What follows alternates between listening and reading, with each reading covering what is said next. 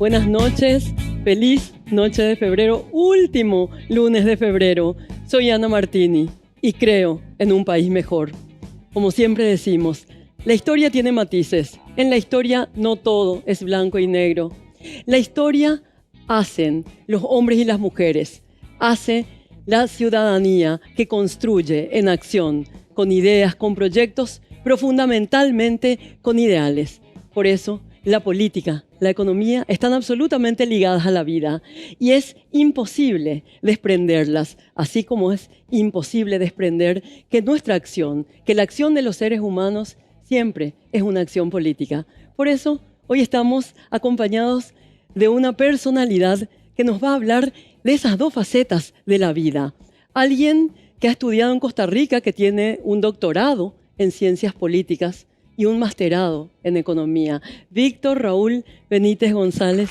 Bienvenido, Víctor. Muchas gracias por venir y acompañarnos, sobre todo porque sabemos que es una persona muy ocupada y tiene una trayectoria impresionante en empresas, porque ha sido asesor, ha sido director, también trabajando en el PNUD y tiene un pensamiento propio en cuanto a lo que es el Paraguay, lo que somos nosotros, nuestros proyectos y nuestro futuro. Bienvenido, Víctor Raúl, gracias. No, al contrario, muchas gracias, Ana. Es un placer estar en tu programa. Me motiva lo que acabas de decir con relación a que todos los hombres tenemos también un propósito y una razón para vivir que pueda de alguna manera trascender nuestra propia historia, que es la política. Dijiste, creo que todos somos un poco animales políticos. Y con relación a que hay un futuro grandioso que nos espera también, yo creo en eso. Qué bueno, qué bueno. También creo. Qué bueno. Y yo estuve leyendo y algo que me llamó poderosamente la atención. Bueno, también vengo de una familia con raigambre económica. Sí. Y algo que me llamó poderosamente la atención es comprender siempre la función social de la economía. ¿Es así, Víctor Raúl? Sí. La economía es una ciencia social, es psicología aplicada, es un poco ver cómo las emociones, los pensamientos, las creencias hacen hipótesis sobre el futuro con relación a mejorar la calidad de vida de la gente utilizando los recursos que nos da la naturaleza. Nosotros mismos somos recursos naturales, seres humanos, que Dios hizo en el sexto día, dice.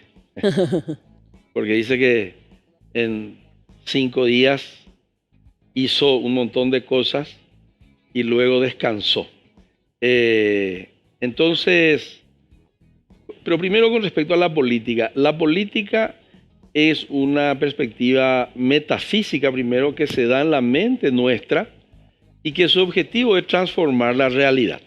La política nace esencialmente, si tú quieres rememorar un poco hacia la historia, con John Locke, que hace una pregunta filosófica y dice: ¿Dios existe? Una pregunta teológica hace él. Dice: ¿existe Dios? Y esa pregunta que él se hace y le hace a sus compañeros en Inglaterra, uno de los primeros contractualistas sociales, que después va a pactar con el rey para tener parlamento y esas cosas, y para que ya no sea un modelo absolutista. Entonces él le dice, en los orígenes de un Estado más democrático, le dice a la gente, ellos eran todos exseminaristas. Entonces venían de la teología. Generalmente la política y las ideologías son remedios del plan de salvación que aparece en la cultura judío-cristiana. Hay un pecado original, siempre hay un pecado original. Una cultura culpígena, entonces. Muy bien, muy bien, muy bien. Una etiología de culpabilidad. En segundo lugar, allá al final, hay una sociedad que nos espera, que es el cielo. Y hay varios cielos. Los socialistas dicen, esta clase es el cielo. El capitalismo dice, aquello es el cielo. Y en el medio siempre hay un salvador, que es un Mesías, que es el Estado de tal o cual forma. Y lo que Locke decía es, si Dios no existe, no hay nada que hacer. Así nomás ya tiene que ser la sociedad. Algunos tienen nomás luego que tener hegemonía en términos de poder sobre otros. Y no hay nada que hacer. Pero sí existe Dios y somos miniaturas de Dios, dice él, hechos a su imagen y semejanza, ergo, podemos también, como él transformó la realidad, porque en el día cero era el caos, dice en la Biblia, y después recién él hizo las plantas, el agua, hizo el sol, hizo la luna, hizo el Pea y el Amoa. Entonces, en un momento dado, dice él, pues nosotros también podemos transformar la realidad y podemos cambiar estas estructuras sociales, podemos mejorar la calidad de vida de la gente, y de ahí ya vienen también, nace Adam Smith, ¿verdad?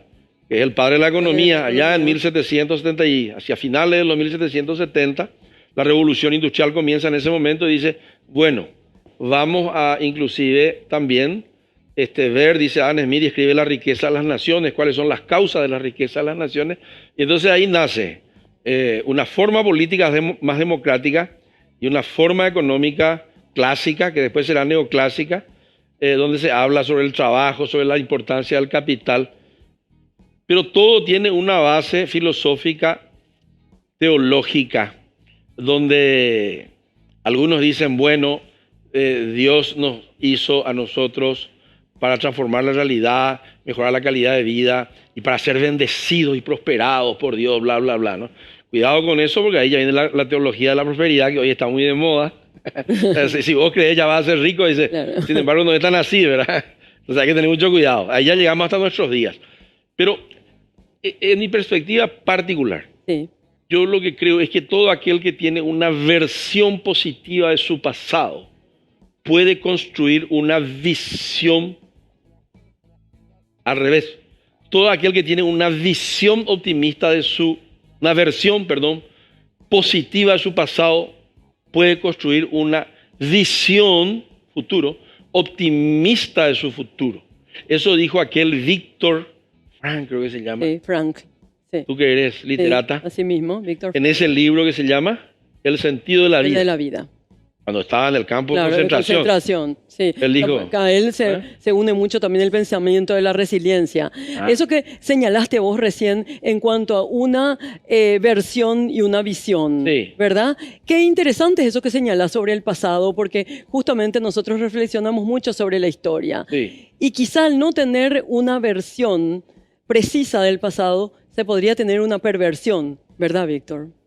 Sí, lo que pasa es que creo yo también. Todos nacemos con un propósito. Ese propósito, si vos encontrás a Ana, la pegaste, ganaste la lotería, como en términos normales. Sí, claro. No es tan fácil. El gol es un acaso, el gol es meta. Llegaste a la meta, metiste el gol. Ese gol es la meta. Sí. Y encontrar tu meta, encontrar tu propósito depende de tres cuestiones, creo yo. Tu historia de vida, cómo la digeriste, que no es muy fácil. No todos tenemos historias grandiosas. Y los paraguayos creo que no mucho. Después voy a explicar un poquito. Después está tus talentos. En paraguayo diríamos aquello que te sale todo de balde. ¿Qué sabes hacer, diría? Sabes cantar, recitar, bailar, pintar, enseñar, argelear, no sé qué es lo que sabes hacer, pero te sale fácil. Claro. Talento. Jugar al fútbol, tú eres escritora, yo soy profesor, creo que me sale fácil. Tú me acabas de contar, bueno, Víctor, en breve publico otro libro. Encima que te sale luego fácil, te gusta luego hacer, pues, de tu talento. Y tus valores es que tiene valor para vos. Ahí ya hay una concepción económica. ¿Qué es lo que tiene valor para vos en términos de principios que son verdades universales eternas? Que son, por ejemplo, las raíces morales, la honestidad, la transparencia, la resiliencia, ¿no? Y todas esas cosas. Entonces, valores. Tenés que hacerte tu mapa de valores. Hay algunos que son plata potá. Por ejemplo, hay algunos que son ambiciosos, esos son sus valores. El fin justifica los medios, tienen también sus valores. La mafia tiene también. Entonces, valores más talentos, te sale todo de balde. E historia, si vos sabés reflexionar sobre los tres, yo enseño eso a ejecutivos, entreno ejecutivos, para que ellos definan sus valores. ¿Y qué son que definan su propósito? Eso define que vos llegues a tu propósito o no. ¿Y qué es un principio un propósito resumido de vida? Tu epitafio. Si vos podés escribir qué va a estar allí donde vos vas a quedar en cenizas. Si vos te animás, Ana, a escribir tu epitafio, sos guapa, como decimos en Paraguay. Qué guapa esta Ana. Y qué mujer valiente. Porque dice, aquí yace, todos queremos pues eso. Ana, mujer que daba todo por los demás. Estoy ensayando, ¿no? Está bien. Le gustaban las letras. Sí. Ella se posponía, primero los demás. Quería hacer un programa de televisión agradable para bla, bla, bla, ¿no? Para llevar optimismo a los hogares. Es un montón de cosas más. Todo lo lindo que queremos. Ahora la pregunta yo te hago es, ¿qué estás haciendo vos para llegar a eso? ¿Cómo estás usando los talentos que Dios te dio, los dones que Dios te dio, para atingir, dicen en portugués, para llegar a eso? ¿Cuál es la distancia entre tus propósitos y dónde estás hoy versus eso? La gran mayoría de la gente vive vidas desautorizadas, porque el autor de la vida, y paro y miro un ratito tu cámara, el autor de la vida es el que te da tu propósito. Y vos tenés que pillar, diría el paraguayo, cuál es tu propósito. Y para eso tenés que reflexionar para vivir una vida autorizada por el autor de la vida. No importa cuál es tu creencia, pero se supone que vos suponés de que hay un creador. Y si hay un creador, el autor de la vida te tuvo que dar a vos una razón para vivir. Y esa razón para vivir se define por tu historia, tus talentos y tus valores.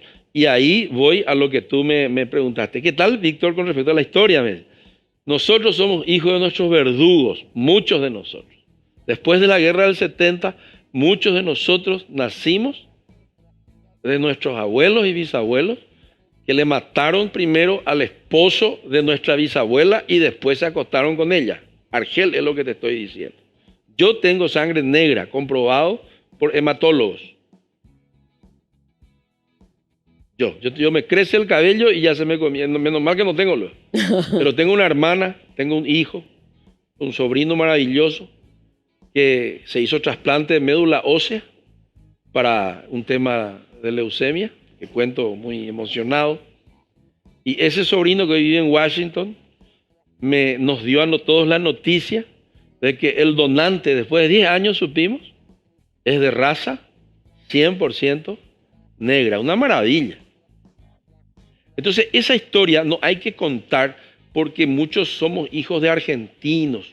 Eligio Ayala, Eusebio Ayala, eran todos hijos de madres solteras. De un Bordenave era uno de ellos. El apellido, no sé si el de Eligio o el de Eusebio, su papá de verdad es un señor Bordenave. Y él era el hijo nomás de la lavandera. Y yo no sé qué tipo de relación había. Era un tipo poderoso, estanciero, que se quedó a caranchear seguramente él u otros sobre los despojos de la guerra de la Triple Alianza. Entonces tuvo el hijo. Yo con eso no digo que hay que ser resentidos, pero tenemos nosotros que es una cuestión así. Por eso es que somos muy desconfiados, escaso capital social. Según Latino Barómetro, una vez Carlitos Martínez me hizo una entrevista, predeciblemente irracional, se llamaba mi artículo, sobre por qué en Latino Barómetro los paraguayos salimos con tan bajo capital social, altísima desconfianza unos de los otros y de nuestros gobernantes. 95% de los paraguayos no confían en quienes lo gobiernan y el 93% no confían en otro paraguayo. ¿Qué tal? El 93%, 9,3 paraguayos de cada 10 no confían en el que está al lado. Por eso acá no hay capital social, estoy hablando de economía, no hay empresa de capital abierto. Acá nosotros tenemos solamente empresas familiares. Yo no soy capaz de que mi vecino invierta en mi empresa y si invierte yo le voy a procurar joder a él o él me va a procurar joder a mí. Las cooperativas, muy pocas son las que funcionan, ya entro en la economía. Sí. Esas creencias ancestrales que están subyacentes en nosotros, en los paraguayos, no quiere decir que somos malos ni buenos, hay que sanar nomás algunas cosas. Ahora estamos comenzando a sanar. Ya hay muchas construcciones que se hacen con fideicomisos, ya hay amigos que juntan juntos sus dineros. ¿Y vos sentís que esa es una forma de reparar eso que vos señalás, que viene de la historia luego de la guerra del 70? Creo que sí. y creo que también en la guerra civil del 47, eso hablé muchas veces con Carlos Martínez cuando éramos jóvenes en el PRF, y hablábamos mucho que la intelectualidad paraguaya, la mejor de ellas, el mejor pedazo de la intelectualidad paraguaya de los años 40, huyó a Buenos Aires perseguida y se quedaron en paraguayos, no precisamente la élite paraguaya, inclusive en términos de negocios. El señor Ábalos, que vino a fundar empresas de seguros. De seguros, sí. Creo que es el padre de un intelectual también. Sí, Chiqui Ábalos, claro. Sí, efectivamente. Y otros más. Personas todas muy trabajadoras, brillantes. No recuerdo muchos. El propio, no, ese ya no, el doctor Niela iba a decir, pero él se fue, creo que en los años 50, ya no de la Revolución del 47. Pero lo que sé es que muchos paraguayos muy útiles, excelentes, se fueron. Y eso hasta hoy se ve en la característica de la economía paraguaya. De la política no voy a hablar mucho, ya se habla tanto, pero de la economía paraguaya, que es el primitivismo productivo y el capitalismo sin mercado de secuaces. Nosotros tenemos un crony capitalism, dicen los americanos, que es un capitalismo donde hay limitaciones en el mercado, hay mucho chonguismo, para hablar en paraguayo. Se ganan licitaciones a través de amistades, se gana el mercado a través de capturarlo en partes, a través de hábitos que no son de competencia. Contrabando, por ejemplo. Contrabando no es una competencia leal. Mi señora sufre el contrabando desleal de importadores informales de un producto que es la ropa, ¿no? Entonces, también se ve mucho en que confiamos demasiado en producir riqueza dependiendo de la naturaleza. Y extraemos mucha riqueza de la naturaleza.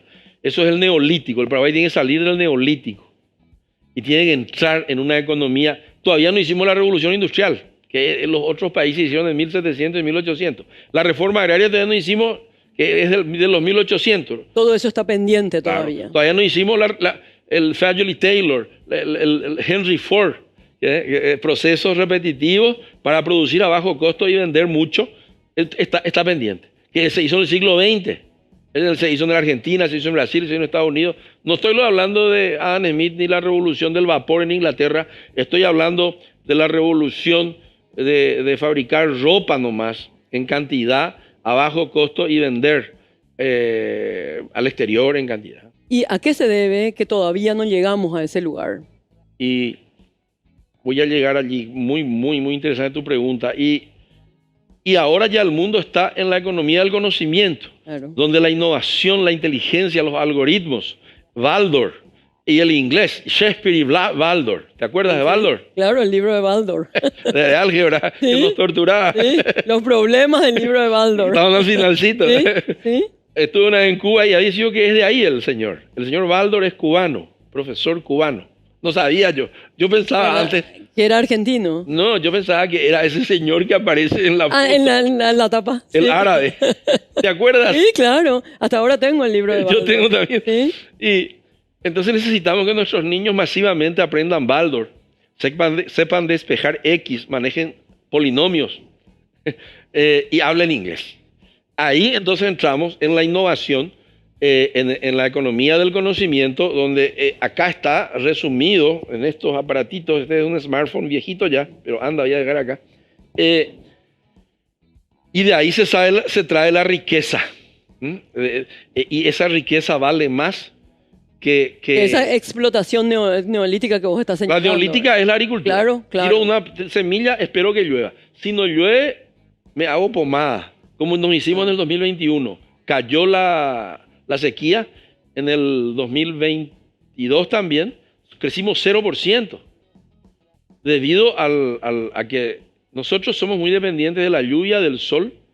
Exportamos agua envasada en forma de carne, en forma de filet mignon y en forma de granos de soja. No está mal tampoco. No hay que tener la visión solamente habría satánica. Que diversificar a tu criterio. Claro, yo con eso no quiero que mi amigo Cristaldo, Héctor, que es un gran trabajador, y que tiene mucha economía del conocimiento embarcada también en las semillas de soja. Eso se enoje conmigo, solemos hablar mucho y me dice, mira, Víctor, que también en las semillas de soja, de trigo, de maíz, de arroz, hay conocimiento embarcado. No, por supuesto. Sí, en la genética, Claro, para que la vaca sea más sana, claro. también hay. Pero eso hay que mantener, pero hay que Ampliar. ampliar. El Claro. hijo de un sojero, si se puede, ya tendría que ser Elon Musk. Ya tiene que trabajar con tractores eléctricos. No sé Claro, yo cómo estoy. claro. ¿Y eso por qué? Y porque somos un país periférico, somos un país que muy mal gobernado, ¿verdad? Muy pésimamente gobernado. Hoy estamos, debido a uno de nuestros líderes de la élite económica y política, estamos en el entredicho, siendo sancionados por oficinas que regulan la transparencia de los mercados, como es la Claro. OFAC en los Estados Unidos, sin entrar si tienen la culpa o no tienen la culpa, no importa eso.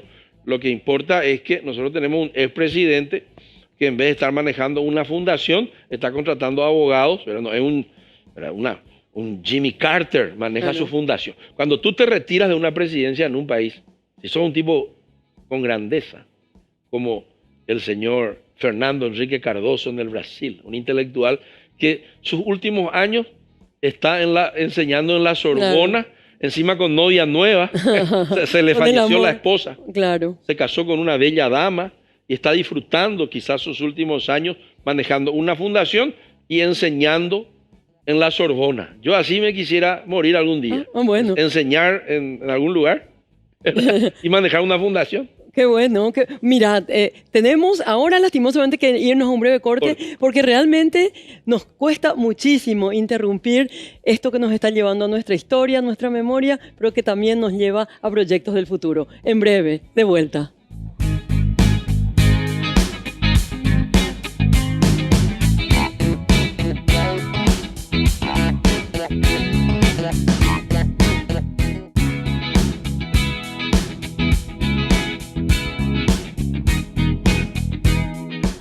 Política, economía, vida. Volvemos con Víctor Raúl Benítez González con esta charla impresionante. Ahora nos queremos referir de lo que habíamos hablado, lo que estábamos hablando anteriormente. ¿Por qué es importante una política económica? Bueno, una política económica es la intervención del Estado en la economía con medidas de política. Algunas de ellas son monetarias, la inflación hay que evitar, hay que tener equilibrio monetario. Otras son fiscales, lo que se recauda y lo que se gasta, hay que procurar que se equilibre, son la política económica.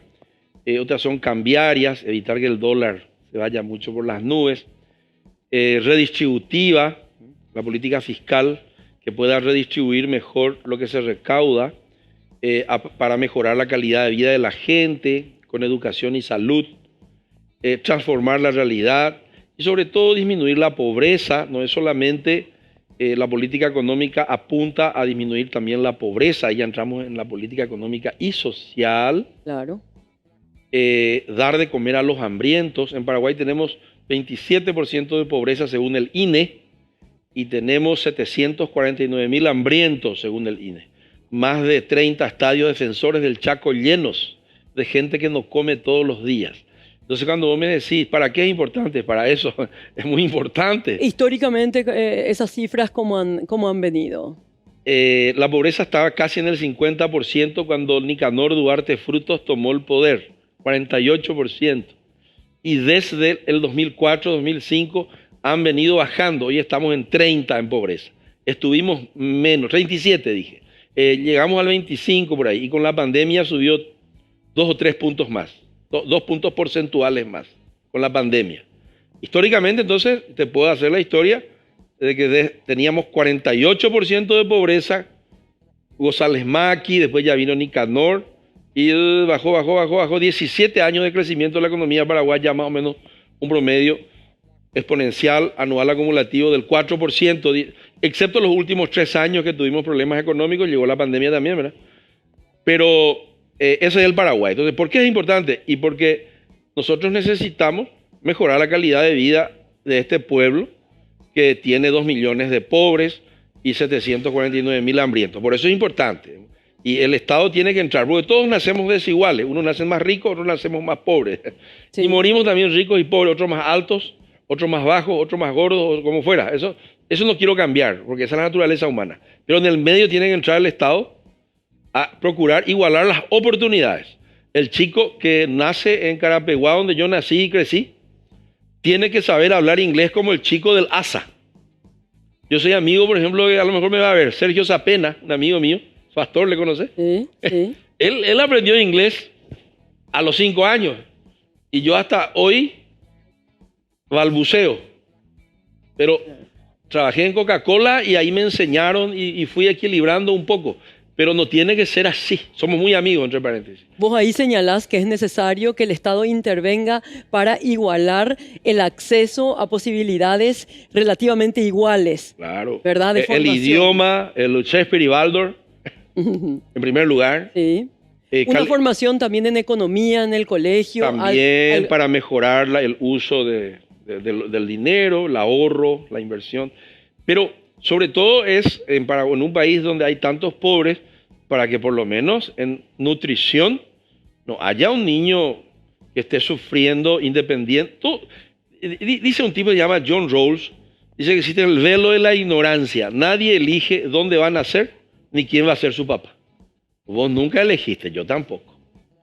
Pero detrás del velo de la ignorancia nadie sabe dónde Dios le va a tirar. La tierra va girando, dice Stiglitz, este que escribió el 1%, sí. Dice que la tierra gira, gira, y Dios dice que va tirando seres humanos. La cigüeña, pues, ¿te acuerdas? Cuando yo era chico yo creía. Entonces la cigüeña va tirando, tirando, tirando, y yo le dije a la cigüeña, espera un ratito que gire un poco más, voy a caerme en el mar del norte, le dije, en Honfleur. Y chac, me caí al lado de la UPA. En Carapeguá. Pero no me quejo yo, solamente estoy haciendo la metáfora para que la gente entienda que algunos nacen en París y otros nacemos en Asunción. No hay por qué resentirse por eso, no hay por qué odiarle a nadie, pero hay que ser consciente de que eso es una arbitrariedad moral. Nadie quiere ser pobre, nadie quiere vivir en el bañado de Asunción. 100.000 personas viven en el bañado de Asunción, Costanera Norte y Sur. 100.000. ¿Y vos consideras que con la educación, con acceso igualitario a la educación, una permanencia, una educación de calidad, vos pensás que eso es revertible? Sí, es reversible, ¿por qué no? Hay ejemplos. En Brasil, el señor Lula hizo el programa Fome Cero, Minha Casa, Minha Vida, en su anterior gobierno, y llegó a existir en Brasil una clase media mestiza morena que anduvo de avión. Dice Roberto Mangabeira Unger, el filósofo brasilero que enseña en Harvard, dice, precisamos una clase media mestiza morena que ande de avión, dice. Porque entonces vamos a tener muchas compañías aéreas, tienen que irse de vacaciones, lo que hizo Perón en la Argentina. Claro, eso es expandir también los mercados. Expandir los mercados. El rico, si supieran los empresarios ricos, qué buen negocio es ponerle más plata en su bolsillo al albañil, por ejemplo, seríamos más generosos con los salarios y no le explotaríamos tanto como si explotamos en Paraguay. El 67% de la mano de obra que trabaja no gana el mínimo ni tiene IPS, no está formalizada. Y es un gran negocio darle al albañil o a cualquier ciudadano el mínimo o más, porque ese viene a comprar nomás otra vez de vos. Claro. Moviliza la economía. Sí, porque hay un concepto que se enseña en el preescolar cuando estudiaba economía, primer curso, propensión marginal al consumo. En las clases de menos ingresos es alta y en las clases de más ingresos es baja. Te explico. Vamos a un ejemplo sencillo. El gran empresario paraguayo Antonio J. Bierzi, ¿cuánto gasta para comer y para habitar confortablemente como porcentaje de lo que gana?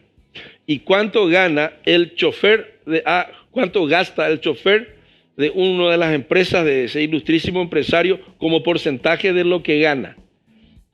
La persona que gana poco gasta todo luego en consumo, porque tiene tantas necesidades insatisfechas que debe hacerlo. Claro, que apenas recibe un poco de delta en su incremento, en su ingreso, rápido él se va y se compra una camisa, un zapato, una ropa interior nueva, ¿o no? Rápido mejora el baño en su casa, que está luego medio feíto, ¿verdad? Y el rico, es porque él gana 3 millones de guaraníes.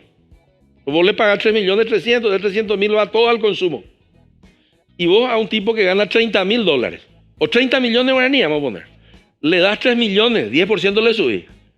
Ganaba 30, gana 33 millones. Y él, en realidad, vamos a suponer, gasta para vivir muy bien 15. Y él ahorraba nomás luego 15. Vos le das ese 3, él no va a gastar. Él va a ahorrar 18. Porque él va a seguir gastando 15. Porque con 15 él vive nomás luego bien. Entonces, ¿dónde es un buen negocio para el empresario? Vamos a repetir. O para una economía. Hacer que el que gana muy bien, ¿verdad? Gane más, no va a subir tanto el consumo. Pero si el que gana poco gane más, va a subir el consumo. Es el secreto de los países ricos, ¿verdad? Claro. La base de la pirámide. Claro, por supuesto. El secreto de los países ricos. En Estados Unidos, esas pague 2, lleve 3, bonos, cupones. Esa gente que se va y compra acá mismo. Está el red de supermercados que maneja justamente ese señor y otros más, como el señor Salema, son todos amigos nuestros. Estos caballeros son exitosos porque están poniendo sus supermercados, esos almacenes que ahora tienen todo un nombre chuchi, ¿verdad? Vamos a decir el nombre. Y esas farmacias que se distribuyen, eso se van a donde está el consumo. Y el consumo se ha democratizado en Paraguay, pero hay algo que nos falta. Atendé bien lo que te digo. Si estamos hablando de economía y me fascina. Sí, decime. El consumo se ha democratizado. Muchos paraguayos no tenían un zapato Nike. Hoy tienen. Sí. Muchos paraguayos. Y todos tenemos casi tarjeta de crédito. Hasta los choferes tienen. Y están muy bien. Aplauso a los bancos. Hay que aplaudirle. Pero no se ha democratizado la producción. O sea, así como muchos tienen que consumir, muchos también tienen que ser dueños de pequeñas empresas. La producción también hay que democratizar. Porque si vos solamente democratizás el consumo y no democratizás la producción, la diferencia que va a haber en la calidad de vida y en los ingresos de los muchos que ganan poco y consumen mucho y de los pocos que producen, ¿verdad? Y consumen poco, como porcentaje de lo que ganan, los que ganan mucho consumen poco, como porcentaje. Sí. Entonces, nosotros necesitamos que haya muchas pymes, pequeñas, medianas, empresas, haya muchas fábricas de jugos, de comidas artesanales y que también no haya mucha gente que dependa solamente del empleo, creo yo, ¿verdad? Pero eso ha cambiado y ha mejorado en Paraguay. Veo muchos barrios, pero todo desordenado. Pero se necesita entonces que en la malla curricular exista algo que tenga que ver con economía, con política. Que sería el emprendedurismo a tu criterio. Sí, hace falta. Y hace falta más profetas de eso. Yo no soy tanto. Hay una señora, Gloria, que tú la conoces. Sí. Esa señora merece todo nuestro respeto. Encima una dama muy valiente. Estoy contando, hay muchas más, hay muchos más. Hay en el mercado 4. Gente que predica la cultura del emprendedorismo y de la economía y del manejo eficiente de los recursos. Pero también hay que predicar arriba, porque los empresarios tampoco son buenos administradores de los recursos. Hay muchas empresas pobres de empresarios ricos. El camión de la empresa se cae todo, él tiene un BMW nuevo. ¿Por qué ocurre eso, Víctor? Porque lo ideal tiene que ser empresario pobre y empresa rica. Porque los empresarios creen y confunden el flujo de caja de la empresa con su bolsillo particular. Entonces la empresa entra a la plata y dice, ¿cómo quiero un coche de lujo? Y se va y se compra. Y el camión, señor, hay que cambiar el camión, le dice el repartidor de su empresa. Se va a esperar, y él se da primero su lujo particular. Retira dividendos antes.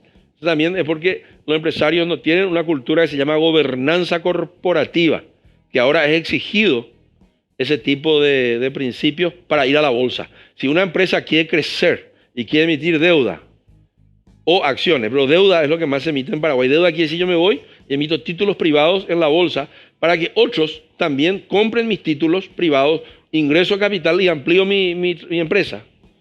Si yo no tengo gobernanza corporativa, ¿qué es gobernanza corporativa? Que hay un directorio, que hay un consejo de familia, que no hay un yerno alhaja nomás que viene y ya es luego todo entre familia nomás y nosotros nos engañamos todo en la empresa, ¿verdad? No, hay que tener un gerente profesional. Independiente de la familia. Independiente de la familia. Hay que tener un consejo de familia, hay que tener un consejo ejecutivo, hay que tener también un comité de inversiones que decide si vamos a comprar un coche de lujo para el patrón o vamos a comprar un camión nuevo de lujo para el repartidor. Yo prefiero comprar un camión para el repartidor para que la empresa gane más plata. Y yo para que crezca la empresa. Claro, para que haya mayor rentabilidad y después yo me puedo comprar también mi coche de lujo. Pero no, hay que ser muy show off de entrada. Bueno, yo también creo que también hace falta educación financiera, educación económica, corporativa, con gobernanza corporativa, a la élite paraguaya. La prueba está en que la élite paraguaya apenas gana buena rentabilidad. ¿Qué hace? Por ejemplo, lo ideal es del sector primario ir al secundario, del secundario al terciario. ¿Cuál es el sector primario, Víctor? Agricultura y ganadería. Ya. Sector primario, la economía. El segundo es el industrial, secundario. Sí. Y el tercero es los servicios, los bancos, las financieras, sí, la inteligencia artificial, las plataformas de pago. Lo ideal sería que vaya subiendo. Claro, lo ideal sería que un empresario también tenga un proceso de evolución, así, de genética evolutiva, diría Darwin. ¿Verdad? Diría Darwin. Sí. Fui una ameba, ahora soy un pescado. No sé yo. Sí. El empresario paraguayo todavía no cree en la genética evolutiva. Y como yo pillo eso, a veces le digo a un amigo, che, ganaste mucha plata con tu empresa, sí. ¿Y qué vas a hacer ahora con...? ¿Vas a tener un family office? ¿Vas a invertir en inteligencia? Me voy a comprar para mi estancia, dice. Entonces él ya llegó y él... retrocede casi. Es mi punto de vista. En tu visión es un retroceso. Claro, es un retroceso. Y él entra a trabajar a competir. Ahí está bien también seguramente, pero yo... veo el ejemplo de un señor llamado Rolando Niela. Yo fui su asistente cuando yo tenía 21, 22 años. Él, filósofo, fabricante de camisas. Fundador de una empresa importantísima. Sí, y después yo era su asistente y estaba yo así, yo y escucho él y me dice, che, Víctor, ¿qué tal? Me voy a dedicar, voy a importar computadoras, voy a traer las PC1.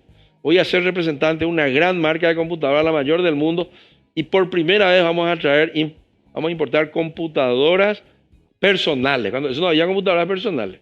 Entonces yo pensé, dije, wow, este tipo en vez de comprarse una estancia, invierte y arriesga su capital. Después me dice, voy a tener una televisión por cable. Entonces él salió del sector secundario y va al sector terciario. Lo pongo como ejemplo. Papá de mi señora. Bueno, el suegro. Entonces, eso ayuda a movilizar la economía. Claro, porque hace que uno vaya, las fases del Rostow, dice un economista, las etapas del crecimiento económico y de la evolución virtuosa de la economía va avanzando. Los hombres de negocio empujan la frontera, y hasta acá llegamos, ahora vamos a irnos un poco más. Yo mañana, por ejemplo, tengo también un programa de televisión en otro canal, donde yo dirijo ahí, y le voy a entrevistar a un joven de 30 años que tiene una plataforma de pago con inteligencia artificial. Eso que usan todos los QR, todo. Que yo entiendo un poquito nomás. Hacia allí hay que ir. Yo lo que creo que hay que ir hacia la economía del conocimiento, que tiene algunas características. La primera es que la innovación no es algo extrínseco, episódico en el proceso productivo, es algo permanente. La innovación. Claro, es inherente prácticamente al proceso. ¿Sí? Muy bien. Cuando yo vendía productos en multinacionales, decía, vamos a innovar. La matriz de Ansoff, hay que innovar, diferenciar, diversificar o penetrar mercados. Mira cómo me recordé. Innovar es cuello perfecto. Ya había luego mucho cuello, después hay cuello perfecto. Ya sabes la marca. Había una gaseosa y ahora viene gaseosa diet. Entonces yo diferencio el producto. Ya había esa gaseosa, ahora es diet. ¿Está bien? Diversificar es yo puedo tener un banco, ¿no? Y ahora tengo una tienda al por menor, supermercado. O sea, yo me diversifico. Soy financiero y también abro tiendas, donde mi misma plata hago uso para venderle a crédito en mi tienda a la gente con una tarjeta. ¿Está bien? Diversifico. yo también puedo penetrar un mercado. Los mismos productos en un lugar donde no hay. Yo, por ejemplo, sueño con irme a vender cualquier cosa y le digo a la gente gratis una consultoría, vayan a abrir sus tiendas o sus negocios en Santa Rosa de la Guaraí, Santa Rita, Campo 9, La Paz. Esas son las nuevas fronteras de negocios en el Paraguay. Espectaculares. Tenés que ir a Santa Rosa de la Guaraí. Hay más bancos que... En Carapeguá hay más bancos que en Paraguay. Paraguay todos son empleados públicos, en Carapeguá todos son macateros. ¿Qué tal? Claro. Son empresarios innovadores, Claro, por supuesto. schumpeterianos. Joseph Schumpeter, el economista que dice que se puede generar riqueza a través de la innovación, que es lo último. El macatero carapegüeño, mis compueblanos, son grandes innovadores. Venden door to door, puerta por puerta, hoy ya con WhatsApp y todo, hasta con CIPAP le podés pagar en cuotitas semanales. Es un banco y una tienda al mismo tiempo. Claro. ¿Qué tal? Esos son innovadores, innovan en la forma de vender. Entonces yo creo que innovar, diferenciar, diversificar y penetrar te hace que vos vayas evolucionando y salimos de la economía primitivista. ¿Cuál es la economía primitivista? Es sacar riqueza de la tierra y pobrismo. Porque sacar riqueza de la tierra nomás no tiene mucho efecto de derrame. Entonces hay muchos pobres. Claro. Cuando hay muchos pobres, ¿y qué hacemos con los pobres? Vamos a darle tecopona. Entonces, y eso viene bien al político que le quiere mantener un montón de esclavos, clientes políticos que le votan a él. Claro. Y ahí ya nosotros descomponemos la calidad también de la política paraguaya. Y por allí y no se moviliza la economía como debería, ¿verdad? no crece la economía como debería crecer. Y así que Paraguay, fíjate, otra cosa, Paraguay es un país de criminales. Según la Unión Europea, esta es una de las economías donde hay más mercados del crimen. Estaba leyendo ayer nomás y el domingo estuve en un programa de televisión donde le conté a la que me entrevistaba, le dije, se asustó la señora, le dije, mira, mi querida, acá la Unión Europea dice que detrás de Colombia, los mercados del crimen más dinámicos están en Paraguay. Colombia número 1 y Paraguay. Acá hay mucha economía subterránea y eso no es bueno. Ya, bueno, es impresionante, tenemos tantos temas todavía y con tanta pasión. Víctor Raúl nos está relatando que vamos a un breve corte y ya enseguida volvemos.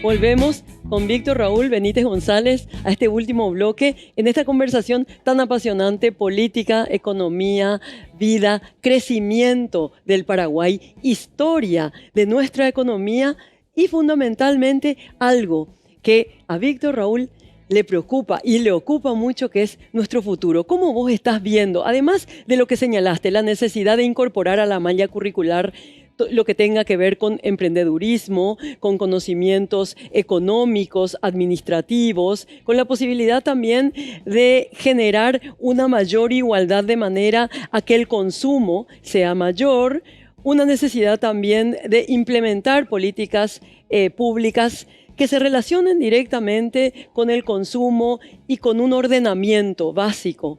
¿Cómo vos estás viendo realmente el futuro? ¿Cómo vos ves a los jóvenes en relación a la política, a la economía, a ese pensamiento político, a esa necesidad de que como ciudadanos nos involucremos? ¿Cómo estás viendo eso, Víctor Raúl?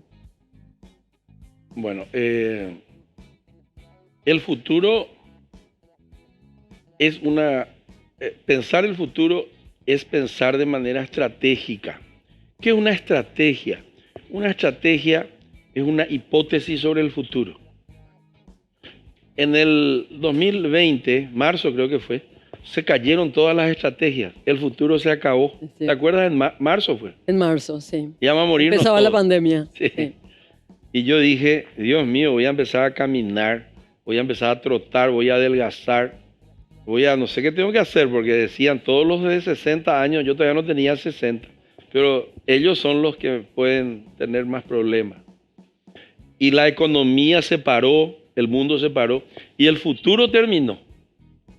Y pasaron meses, 1, 2, 3 meses, estábamos todos encerrados. Viene la vacuna, no viene. Y ahí la humanidad se puso a prueba de cómo se ve el futuro. Y ahí mucha gente entendió que el futuro no podés pensar leyendo las redes sociales, los Twitter, leyendo los diarios, menos los paraguayos, y pensando que si vos lees lo que salió en los 5 minutos antes en Twitter, vos no podés, en base a esos 5 minutos, definir los próximos 5 semanas, 5 meses o 5 años. Porque la situación en la cual uno está hoy tiene etiologías cuyas raíces están 50 años atrás. Para que vos mires 50 años acá, tenés que mirar 50 acá. ¿Qué tal? O sea que si vos querés ver un futuro, como te dije, optimista, una visión optimista de futuro, tenés que mirar 50 años atrás y procurar extraer versiones positivas de ese pasado y analizar con realidad por qué estás como estás, con las realidades que te dije hoy, pobreza, miseria, bla, bla, bla. Y de ahí entonces decir, ¿cómo yo voy a cambiar la situación? Y eso es una estrategia. La estrategia es, si hago esto, acontecerá aquello. Y si hago aquello, acontecerá esto. Son hipótesis sobre el futuro. Ergo, el futuro es un acto de fe. Ahí ya entramos en la filosofía y en la teología. El que piensa en el futuro es un tipo que tiene que tener fe únicamente. ¿Y vos tenés fe? Yo, claro, yo tengo fe. ¿Y entonces cómo pensás el futuro? Y pienso que los jóvenes, sobre todo esta generación millennial y centennial le llaman. Yo tengo de los dos en mi casa. Ya no están más en mi casa, pero tengo. No tienen un horizonte. Nosotros les hemos desilusionado. Y la vida me engañó, muchos de ellos. Algunos están desorientados. La otra vez escuché, mi señora me contó un chiste de que dice que una psicóloga le dice que un millennial le dice, quiero independizarme y ya tengo todo el plan para independizarme. ¿Y cuál es? Estoy esperando nomás que mi papá y mi mamá se vayan de la casa. Dice. O sea que es un inútil total y su independencia se basa sobre que cuando yo me independicé, yo fui el que me fui de mi casa. Me fui a laburar a los 15 años de ordenanza. Entonces, yo los veo un poco desorientados, no tienen su propósito claro, porque no tienen una historia muy buena, no saben todavía cuáles son sus talentos y tienen una vida sin muchos valores y sin muchos principios. Dios se murió en los años más o menos 60. Después llegó el Che Guevara, nos iba a salvar a todos en los años 60 y 70. En los años 80 llegó Reagan con Thatcher y dijo, el mercado es lo que le va a salvar a usted. El Estado no sirve de nada. Y hoy, ¿sabes qué? No hay más nadie que nos va a salvar, porque Dios ya no existe más. El Che Guevara ya se murió, se terminó la Unión Soviética, el mercado no falló en el 2008, se fundieron todos los bancos, ¿verdad? Y hoy tampoco hay que revivir al Estado, ya que el Estado, ese es un mito, ¿no? ¿Y quién te va a salvar? Y te va a salvar la propaganda de una cerveza, te va a salvar la propaganda de una ropa políticamente correcta, te va a salvar, ¿estás entendiendo? Las empresas con el marketing de causas y con el brand, con el contenido de marcas, que tú ya has escuchado mucho, y eso nos van a salvar. Viene una tienda y dice, yo soy pet friendly. Imagínate la dureza. Yo estoy de acuerdo con el pet friendly, Bueno. pero estoy de acuerdo. Pero ese no es la salvación de la humanidad. O sea que vienen las empresas y están ocupando ese lugar con cosas como pet friendly, si no bebes, no manejes, ¿te acuerdas? Que está todo bien, pero eso es responsabilidad social nomás de la empresa. ¿Por qué? Porque ya ni el Estado, ni la iglesia, el Estado, la clase política, ni la iglesia, ni el Che Guevara, que dice que nos iba a salvar a todos, fracasó también. Y fracasó la revolución comunista también, ¿verdad? Prometieron todo y se quedaron nomás los cronicapitalistas ahí todos ricos. Ya no nos salvaron. ¿Y cómo veo? Y veo que no tienen una razón para vivir, no tienen una causa que les empuja hacia adelante, excepto en algunas familias. Yo creo que yo por sus frutos los conoceré, y dijo una vez Santiago Peña, ¿verdad? Pero yo creo que miren dónde, yo hago el análisis a veces los domingos de noche cuando me quiero deprimir, y entonces le llamo a mis hijos, ¿verdad? Y digo, no hice tan mal la cosa, ¿verdad? Tengo que hablar con Chicago, ahora tengo que hablar con Birmingham, tengo que hablar con San Pablo, tengo que hablar con Curitiba no ya. ¿Dónde están con Washington, ¿dónde están mis hijos? Dije, no me salió tan mal el deber, tan todito, medio winner, lento los pendejos.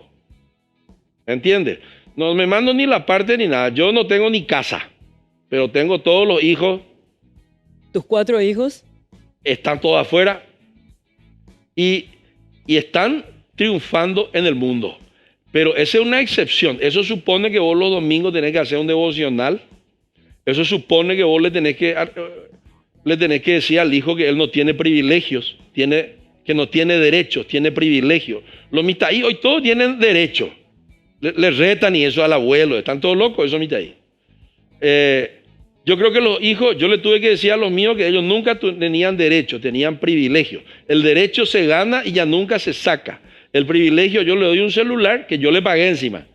Y si él no hace, él hizo 9,000 de la casa, por ejemplo, arreglar la cama nomás yo pido, que no es mucho, ¿verdad?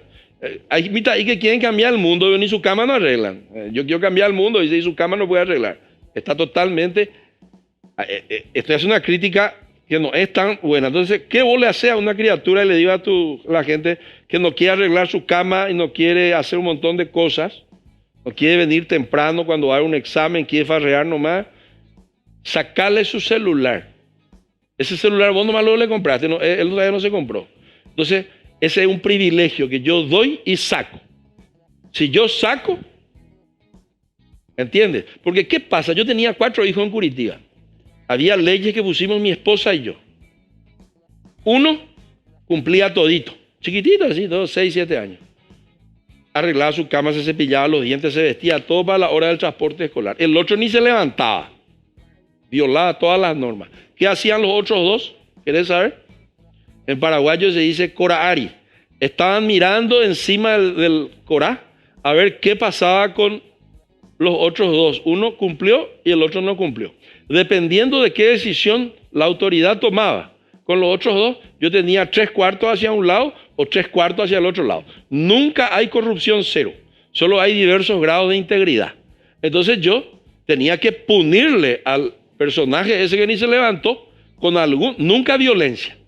Nunca hay que tocarle ni así a la criatura. Pero ponerle nomás por la pared, sacarle su celular y todos se van a jugar al parquiño. Yo vivía en Curitiba. Y ese que no se levantó no se iba al parquiño, se quedaba con nosotros ahí en la mesa a merendar y todo, ahí con mi amor, nosotros vamos a merendar, pero con amor siempre. Pero él veía que a él se le sacó el privilegio de ir al parque a jugar. Ese ocueraité, se dice en guaraní, se curó. A la semana siguiente ya se levanta temprano. Moral de la historia, no hay mucha disciplina de privilegios, sino que hay de castigo. Cuando ya es grande y ya está detrás, desastre ya es la criatura, ¿verdad? Tiene 12 años, le falta el respeto al abuelo, en el shopping quiere comprar todo lo que ve, llora, se tira por el suelo. Ese ya es tarde ya. Ese con relación a las cosas malas. Con relación a las cosas buenas, también veo que nosotros en Paraguay, por lo menos, hay algunos sectores de la sociedad donde está habiendo traspaso de activos de los boomers a los millennials. Yo soy boomer. Millennial, ahí de 30 años. Entonces los padres, y esos millennials, algunos de ellos, están teniendo éxito como empresarios. Veo muchos desarrolladores inmobiliarios que su papá de 60, 65 años, ¿verdad?, le ayudó y él está reproduciendo lo que le da. Yo tengo un hijo, por ejemplo, que hace jardines verticales. Yo no le ayudé mucho, le doy un empujoncito nomás. Y él ya es un winner. Él es uno de los mejores arquitectos que hace jardines verticales en Asunción. Creció en Curitiba, creció en una ciudad donde Jaime Lerner, el arquitecto Jaime Lerner, nos inspiró a todos. Una ciudad maravillosa, lleno de verde.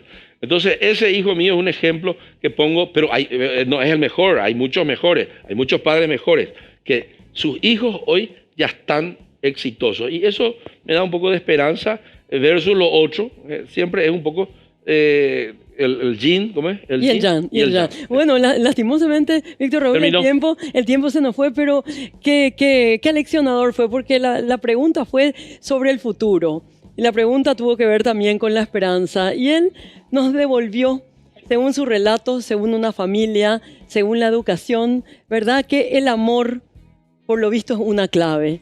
Qué bueno que es eso. Qué bueno es eso para la política, qué bueno es eso para la economía, qué bueno para el país que realmente nosotros queremos. Bueno, nos vemos. Muchas gracias, Víctor Raúl. Fue una noche magnífica, la última de este mes de febrero. Nos vemos el próximo lunes a las 22, aquí en América.